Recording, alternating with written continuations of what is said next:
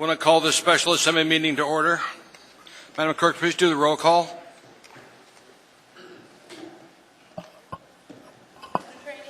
Here, ma'am. Mr. Honeman? Ms. Gray Jackson? Honored to be here.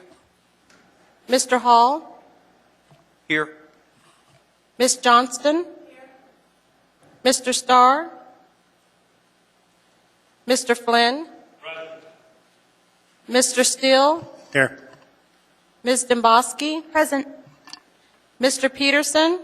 Present. Mr. Evans? Here. Next item is the Pledge of Allegiance. Mr. Flynn, with those spiffy shoes, could you loosen the pledge, please, sir?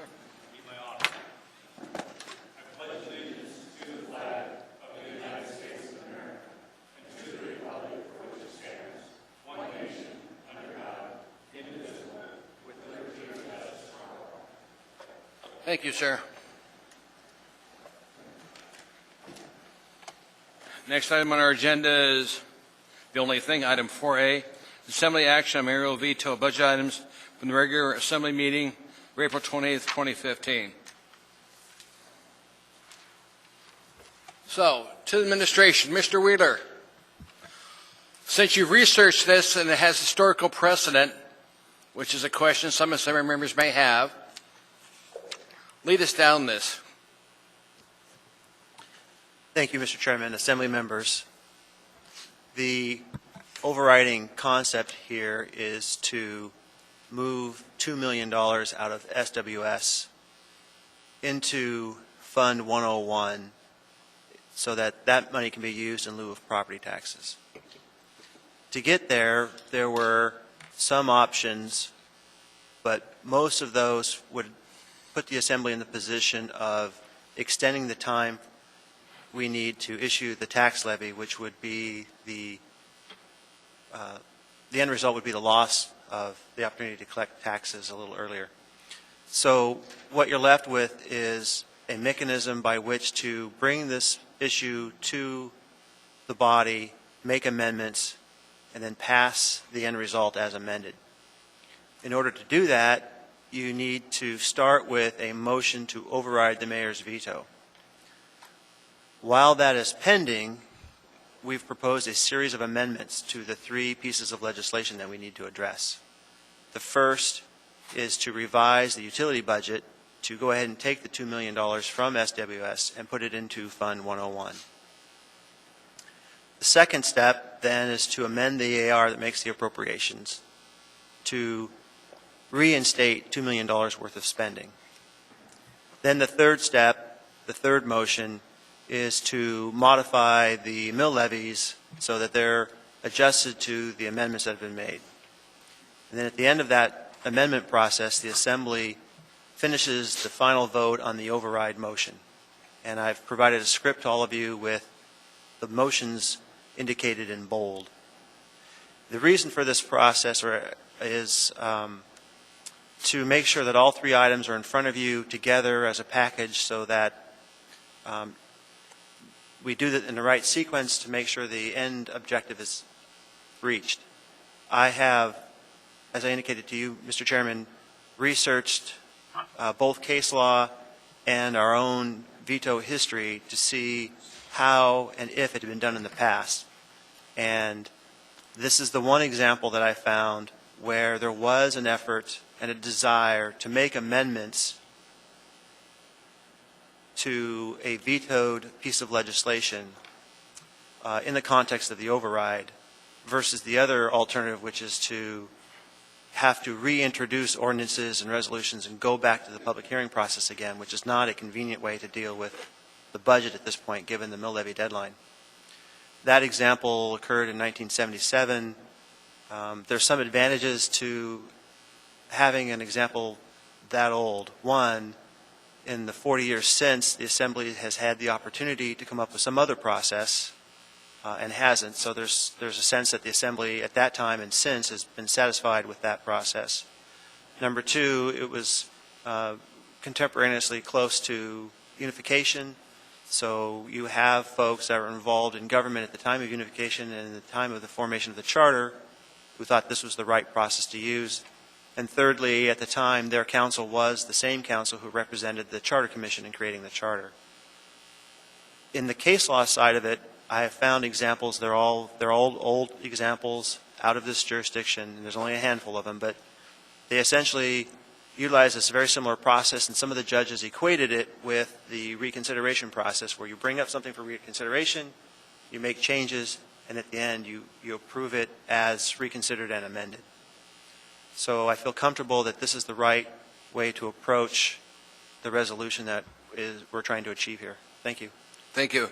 Mr. Gray Jackson has a question, sir. Thank you, Mr. Chairman. Just for clarification, okay, at last Tuesday's meeting, the Assembly approved 6-5, reimbursing solid waste services $4 million, okay? The Assembly also approved 10-1, putting $216,000 into Health and Human Services budget to deal with chronic inebriate issues.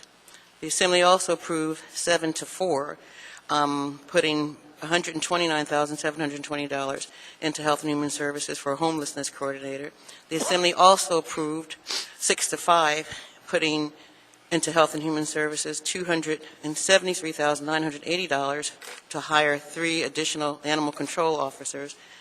And last, the Assembly also approved 7-4, $115,880 to provide funding for a entry-level senior planner to deal with the required marijuana land use regulations.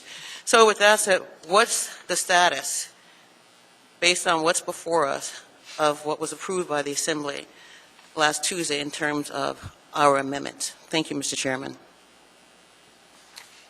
Mr. Chairman, Ms. Gray Jackson, the mayor's line item vetoes eliminate those items you just mentioned. Those were Assembly amendments 3 through 6. In addition, the mayor's line item vetoes reduce another $2 million in spending.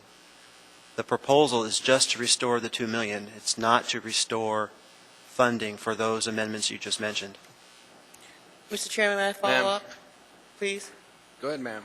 Thank you, Mr. Wheeler. I appreciate your explanation, okay? But when I read the mayor's veto, it's really not clear in terms of what the Assembly approved. And I just want a clarification, and we just got it. But besides that fact, I did read it, and unless I'm missing something, it's just not clear. And I just wanted to be clear, especially to the public, because if we don't quite understand it, I don't think they do either. Thank you, Mr. Chairman. Thank you. Any other questions from Assembly members? Mr. Chairman? Sir.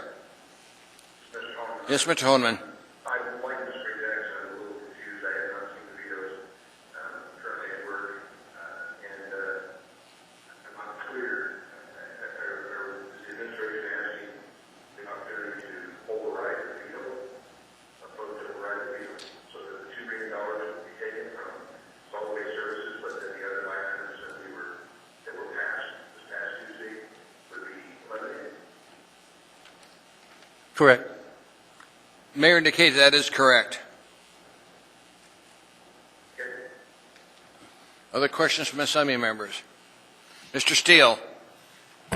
Well, as I understand what your motion is, then, if the $4 million that we put back is taken out already by the veto, then this revised budget actually leaves them with a reduction of more than the operating budget is $10.9 million, and in the budget book we started at 11.2.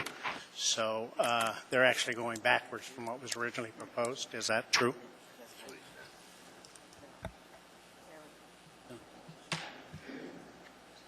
Through the chair, could you please repeat the question? Yeah.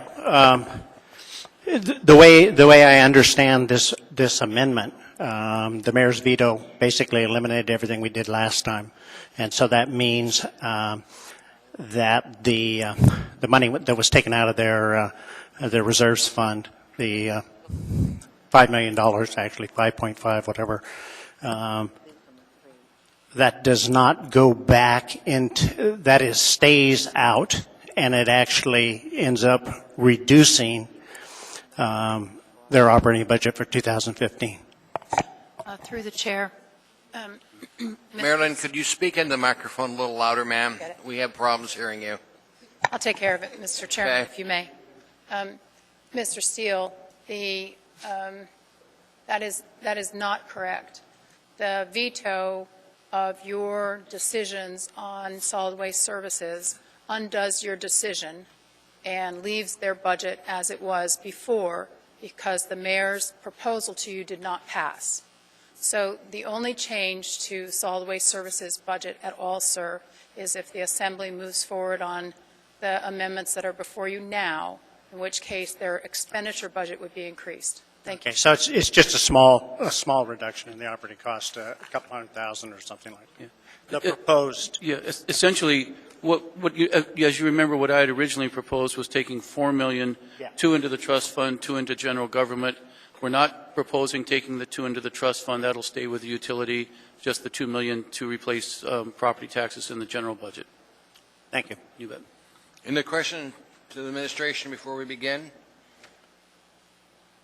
Okay.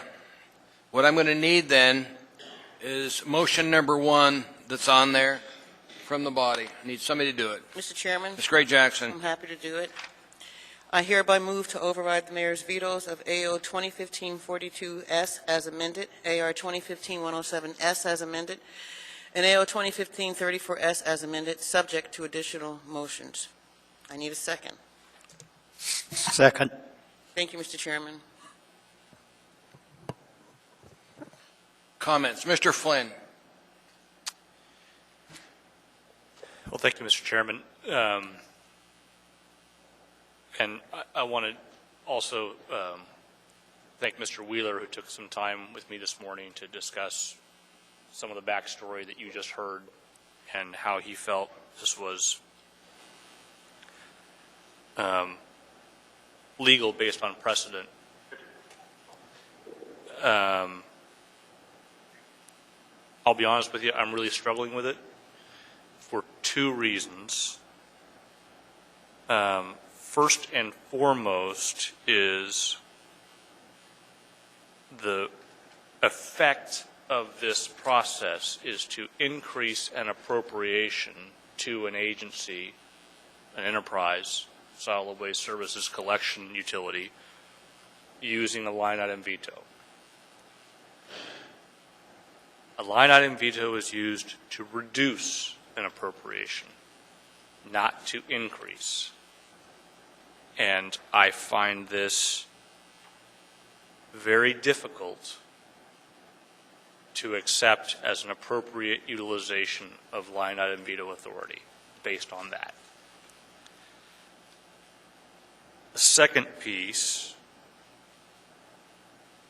relates to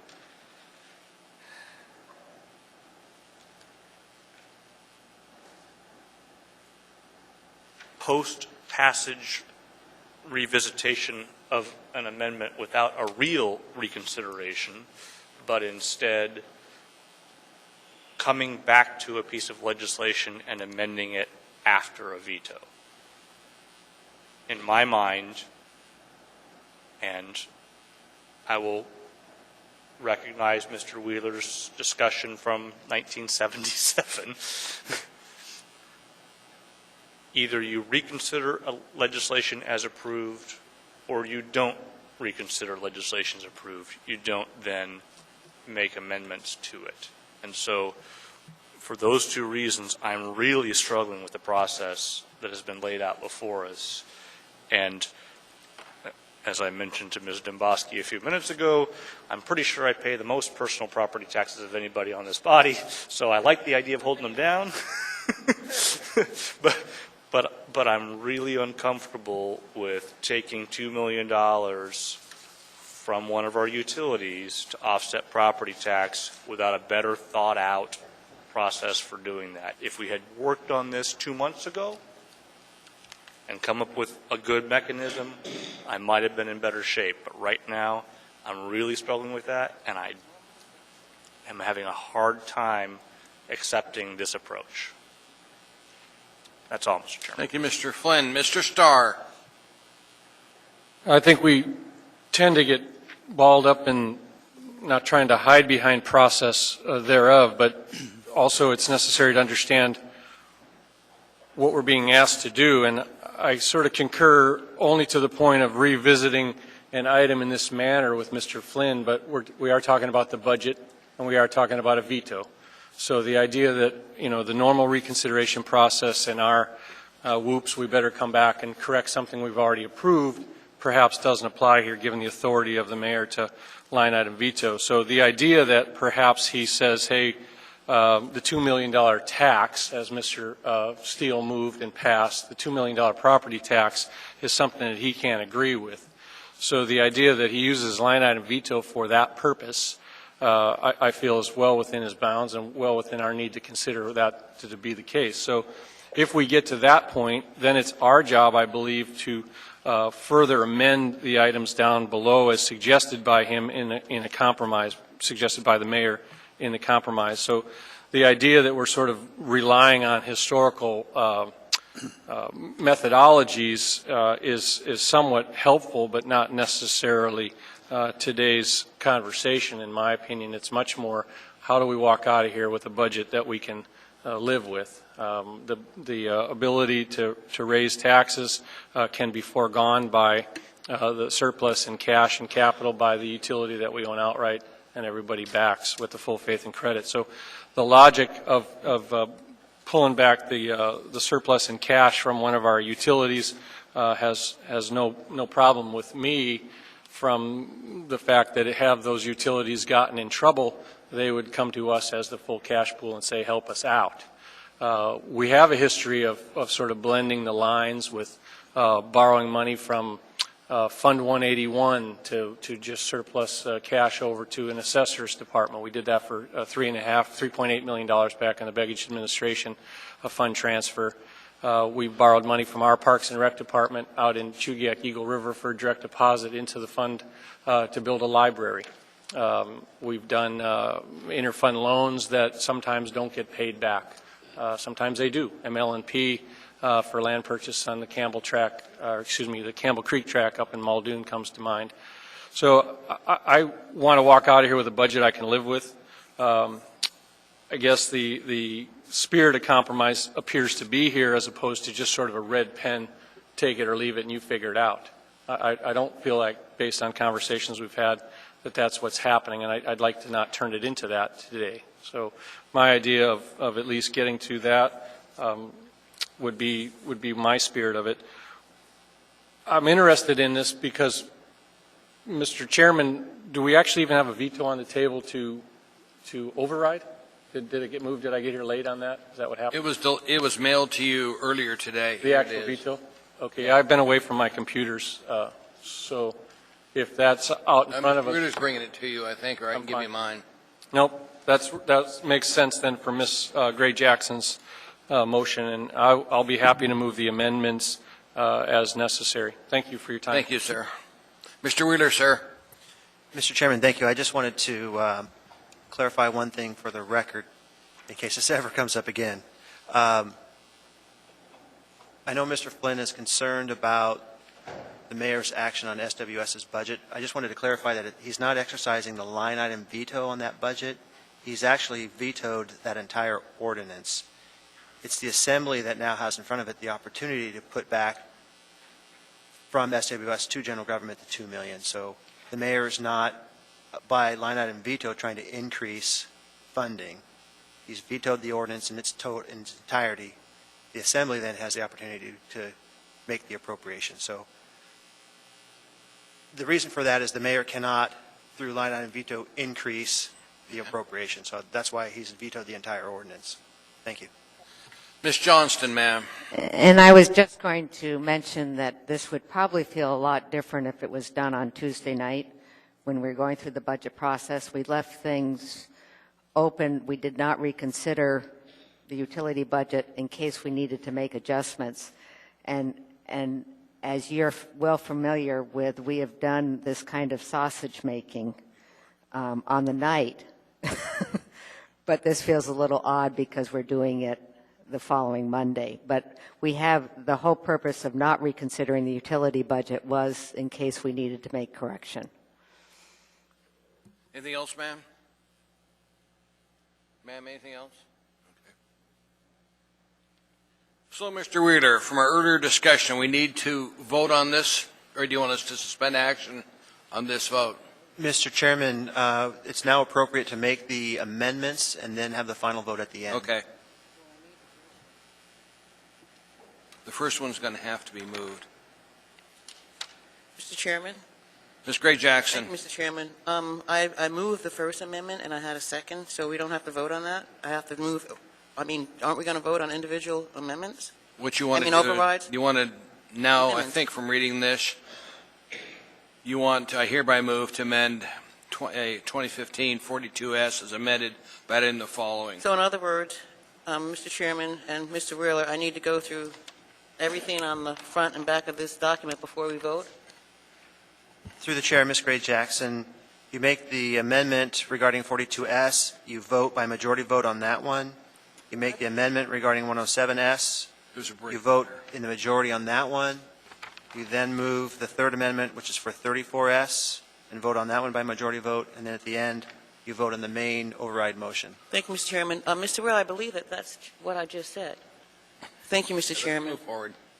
Oh, Mr. Chairman? Yes, I've ma'am. already moved the first amendment, so we need to vote on that.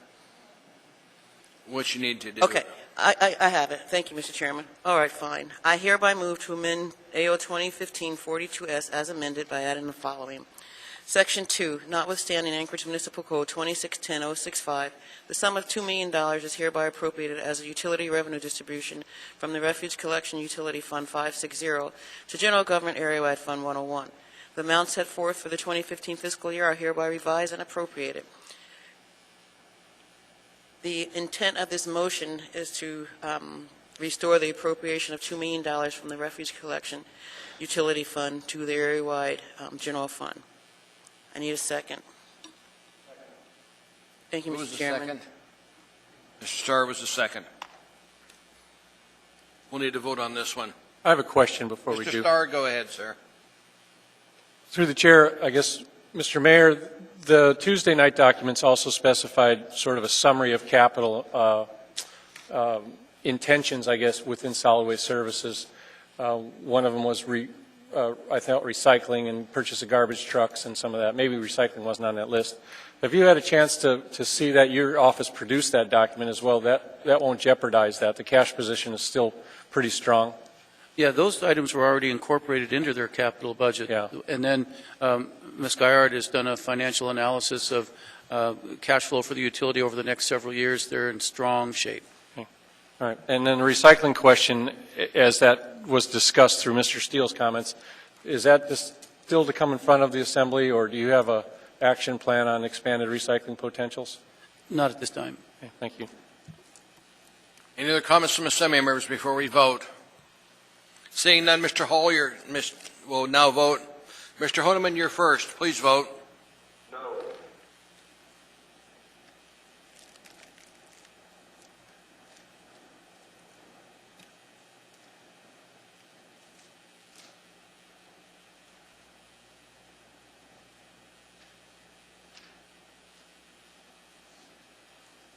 We're still missing one. Who's not voted?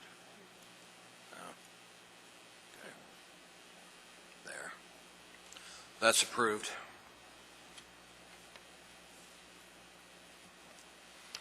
Next one, Ms. Gray Jackson. Thank you, Mr. Chairman. I hereby move to override certain vetoes of AR 2015-107S as amended and line item vetoed, and amend the resolution by restoring the funding as indicated. Second. Mr. Chairman, I'd like to go a little bit further so that folks know what we're restoring. Go ahead, ma'am. Community development, we're restoring $200,000. That was vetoed. Library, $100,000. Fire Department, $800,000. Parks and Recreation, $200,000. Police Department, $300,000. Public Works, $400,000. Thank you, Mr. Chairman. Thank you, ma'am. Comments from Assembly members before we vote? Not seeing any. Mr. Honeman? Yes.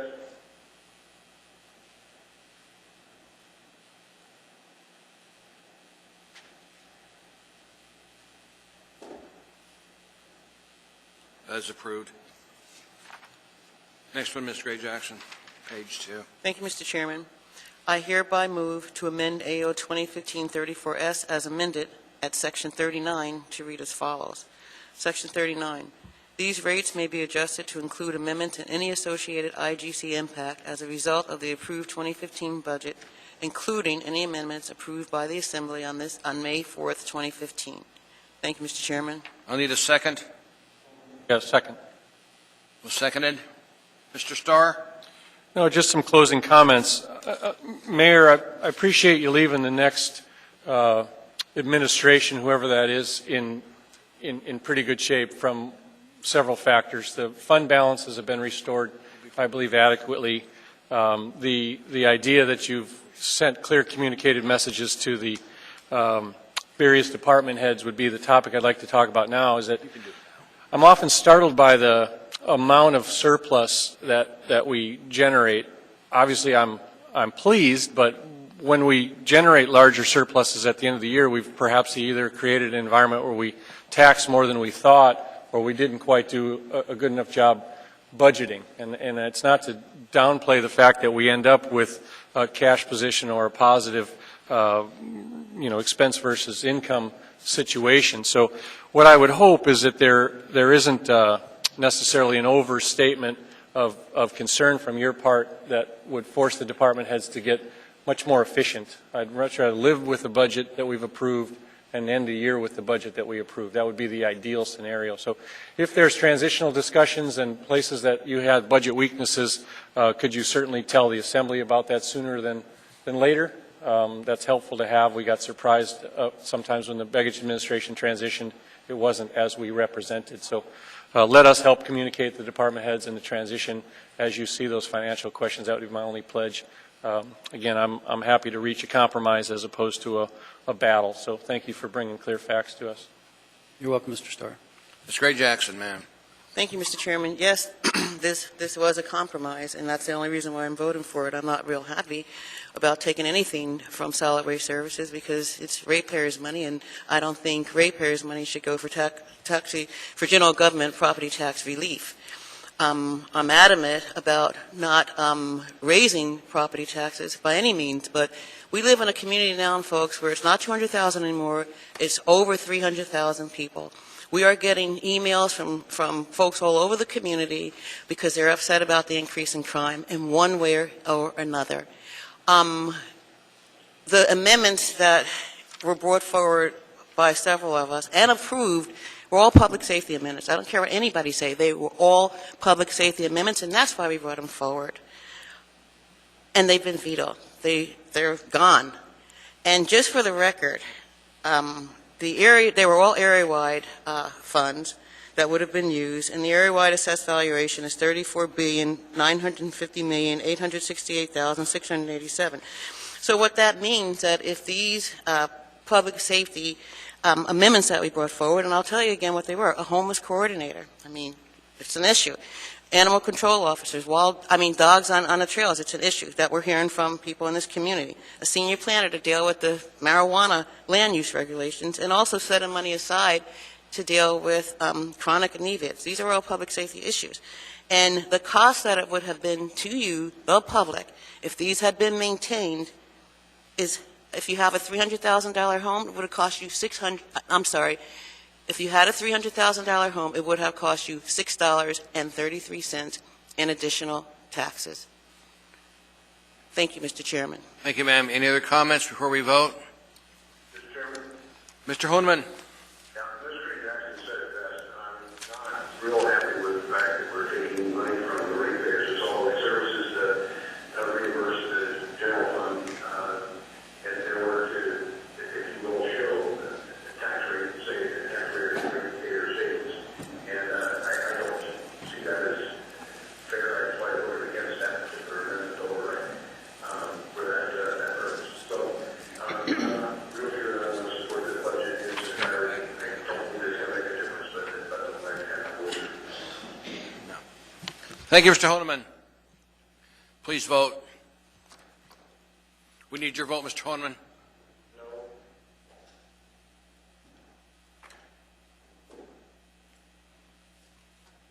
That is approved. Vote was 9-2. We now go back and pick up the first motion that was made by Ms. Gray Jackson, seconded by Mr. Steele. We'll vote on that one. Mr. Wheeler? Mr. Chairman, just a reminder for the body that this is the vote on the motion to override. It does take 8 to approve the final package as amended. Are you urging a yes or no vote? Yes. Thank you, Mr. Wheeler. Mr. Honeman, please vote.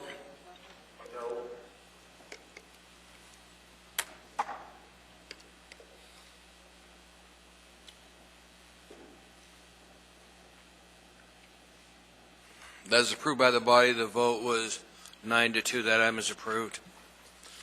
Mr. Mayor, I hope this will end the rest of the vetoes relative to the budget, sir. I appreciate the administration working with us. Unlike Juneau, we don't read an impasse on the budget. We don't get everything we want. I don't think either side does. But at least we work out a compromise that keeps this town functioning. The tax notices go out to the public. Yes, thank you, Mr. Chair. No, I do have until 5 o'clock tomorrow, but I do not anticipate any further action. I'd like to be the closure of the 2015 budget. Appreciate the Assembly and in the spirit of compromise. And just a couple quick notes. I know some people had concerns about taking money from SWS, but I would remind those people that we take a dividend from MLMP, which is a ratepayer-based organization, every year in the millions of dollars, because the city as a whole owns that utility, and getting a dividend from those entities to the owners is perfectly right, and we do it again with our other utilities. So it's not unusual, and certainly SWS, when they're sitting on several times more than what a normal reserve would be, that's when it's appropriate to do it. I'd just also like to remind folks that with this action, the Assembly has now, instead of taxing to the cap and actually reaching in to the ASD taxing capacity, you now are slightly below our cap, and you're not reaching into the ASD taxes at all. So it's, I think, a good, prudent move. Thank you for your support. I've got one last Assembly comment. Mr. Flynn. Thank you, Mr. Chairman. Appreciate the mayor's comments, actually. And, of course, we have a relatively well-ordered process for dealing with MLNP and AWU in terms of MUSA and MISA. We don't have anything like that for solid waste services, particularly the collections utility. And so I know these are the waning days of your administration, Mr. Mayor, but if you want a little project, it would be worthwhile, I think, to start looking at how we better govern that process. This came at us pretty late in the game, and I think that's part of my discomfort and part of the reason I was a no vote on the final override, just because I don't think we handled this as well as we could have, and I'd appreciate a more disciplined approach to how we handle that. Not your fault, but something worth looking at. Mr. Chair, if I could just respond. Thank you, Mr. Mayor. Flynn, for your comments. We do take a dividend from MLNP in addition to the MUSA. That's a 5% dividend. And your comments are timely because we had a discussion in our exec meeting today about setting up a more formal process with SWS so that there could be a defined dividend that, again, would be the policy going forward rather than just recognizing that they're carrying way too much cash and doing it ad hoc. We agree that there should be a set policy, and we'll be bringing that forward to you here in just a few weeks. Ms. Gray Jackson has a question, Mr. Mayor. Thank you, Mr. Chairman. Not necessary to the mayor, but we were handed out new document of AR 2015-107S as amended in 34. Do these documents represent the action that we just taken? Through the chair, Ms. Gray Jackson, no. We had intended to hand those out at the beginning of the meeting so you could see what the Assembly had already approved. Right. That's what these are. We'll be working to create the final documents for the Assembly and the Clerk's Right, and if I can follow up real quickly, I didn't think so, but I just wanted to make sure that people understood that, because we did an amendment to let you do your thing after the fact. Thank you, Mr. Chairman. Mr. Steele, final comment, sir. Yes, Mr. Mayor, my concern was how it was done, and taking 5% is a lot different than taking 200%, and so I'm still concerned about the process, but here we are. I'll entertain a motion to adjourn. Is there a second? We're adjourned.